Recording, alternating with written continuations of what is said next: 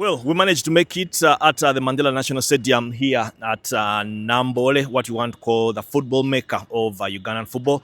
Supposed to be one of the venues for the postponed 2024 African Nations Championship, but also the main football ground for the 2027 Africa Cup of Nations here in Kampala, Uganda. There is a lot of work that is still going on around this facility, but one of those things that is happening is the grass trying to be improved from natural grass to AstroTurf. And of course, I will be letting you know what exactly AstroTurf is. We are joined by Max Hope from England, Manchester. He just told me he is from the red side of Manchester. But of course, Max, happy to have you in Uganda. First of all, so far, how have you found the environment? Yeah, thank you. It's been amazing here. We got here last week and we've been greeted. Everyone's been really nice and the conditions, and we're happy to be here. So, First time in Uganda?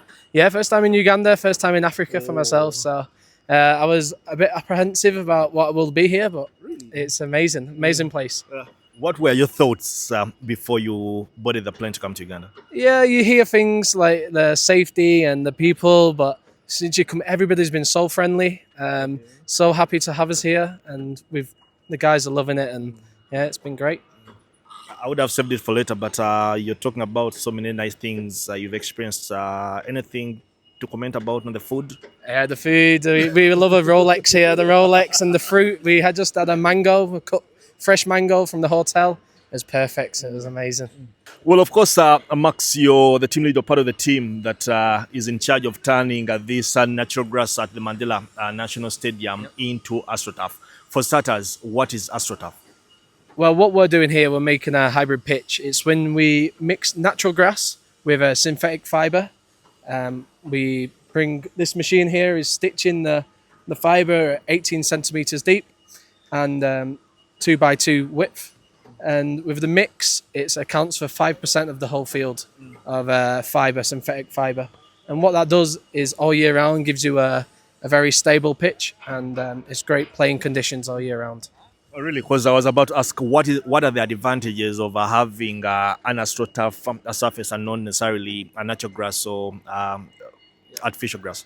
Yeah, so with this, what it will give you all year round, it will give you a very stable pitch that prevents injuries to the players and better playing conditions.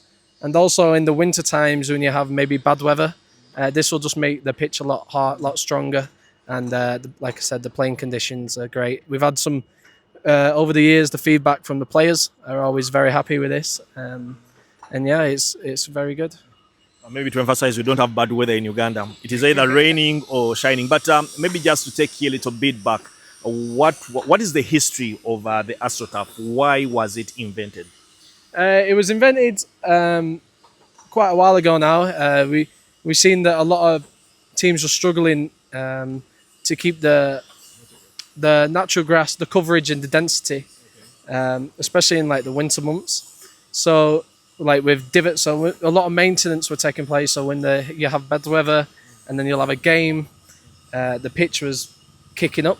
So what this does is just makes it very stable, and you have a great playing surface all year round. Okay, in a country like Uganda or a continent like Africa where you don't have winter, what are the advantages of this AstroTurf? Why would an African country want to have a facility that has AstroTurf? Yeah, so you're looking to be hosting the African Cup of Nations. You're going to have a tournament in August, and that could involve a quick turnaround in games. So what this will do is if you have a training and then a match, it'll keep your surface perfect. There'll be less maintenance on the pitch, and it'll prevent injury to the players. Oh, and then because a lot of work is going on, but this kind of if now you're done with the work, for how long will it last? Yeah, with the right maintenance from the crew here, it can last up to 15 years. So that saves you with a yearly renovation of the pitch. You can for this lasting 15, it should over the time it will help. Definitely. 15 years. Yeah, with the right maintenance, 13 to 15 years. Yeah. Maybe you can just help and define or elaborate the right maintenance. So we always want to keep the fibre with the grounds crew always standing up straight, making sure the grass is every year is the right renovation, Usually we brush the fibre to stand it up, and yeah, hopefully keeping the grass in a good condition helps the fibre as well. Maybe just help me understand. Of course, the artificial bit does not grow. The grass grows. Yeah. How do you maintain the two in this scenario? Yeah, so you shouldn't really have to do much to the fibre. You just have to keep the maintenance of the natural grass, and the fibre just sits underneath the natural grass. And yeah, every year you'll come round, you'll remove your natural grass, and the fibre will still be there. And you can do all the same cultural practices, so the same mowing, the same spraying. If you need to verdi drain or verticut, you can still do the same. Everything is the same. So.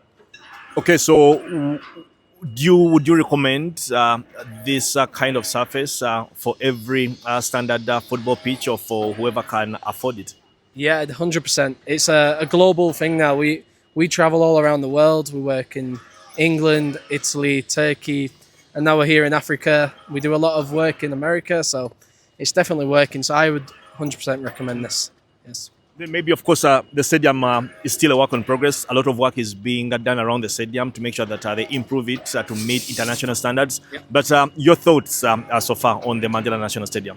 Yeah, it's a beautiful place. The pitch itself is amazing, great construction. The running track around, everything just seems top condition and very high standards. So it's amazing. Yeah, it's great.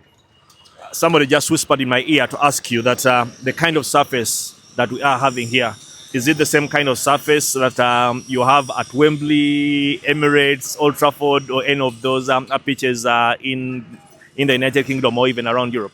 Yeah, so here you have a mix of grass. You have because also the grass was imported from Europe. Yeah, it was imported from Europe. So the seed now, this is a ryegrass pitch. So this is the same as what we have in the UK and the Premier League. But in summer, you'll transition to a different grass just because it's so hot. So you'll have a summer grass, which will then take over, and then we seed with ryegrass in the cooler months. Yeah. Just elaborate more, because it looks like there's still a lot of more work to be done on the surface.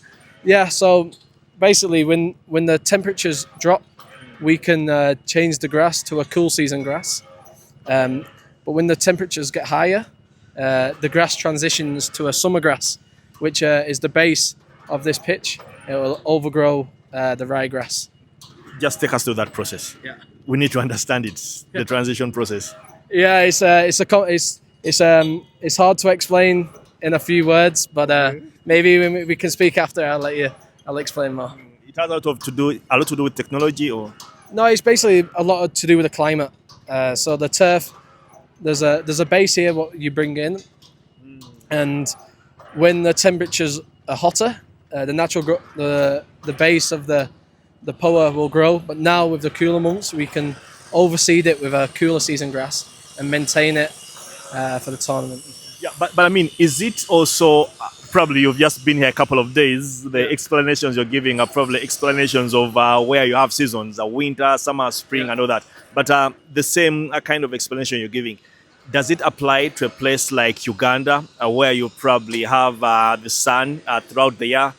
You have, because I don't know if you've experienced it, but we live in a country where it is raining in the morning and it is shining in the afternoon, and probably a bit of rain there. So what you're trying to explain, does it also apply in a situation like Uganda? Yeah, definitely. Yeah, you have so with the hot and then the rain, it's perfect conditions for the grass to grow. Yeah.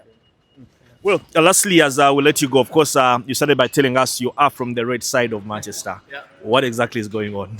Hey, come on, we're doing well now. We just beat Arsenal in the cup, so we're going. You sound like you're one of those who have a lot of faith in Ruben Amorim. Yeah, we have faith. You've got to keep the faith. So happy at the minute. How long do you think it will take for United to go back to the glory days? Maybe a couple of years. Give him some transfer windows, and we'll be back. We'll be back. Any players you think that probably should be signing this transfer window ahead of the second round? Ooh, that's a tough question. I think we need a couple of defenders, so we'll be looking out for some defenders. Yeah, definitely. 20-goal season striker? Always. If you can find one of them, let me know and we'll take him. Yeah. It's not easy to find, but we'll take him. Well, Max, thank you for your time, and we hope you continue to enjoy your stay in Uganda. Thank you. Thank you.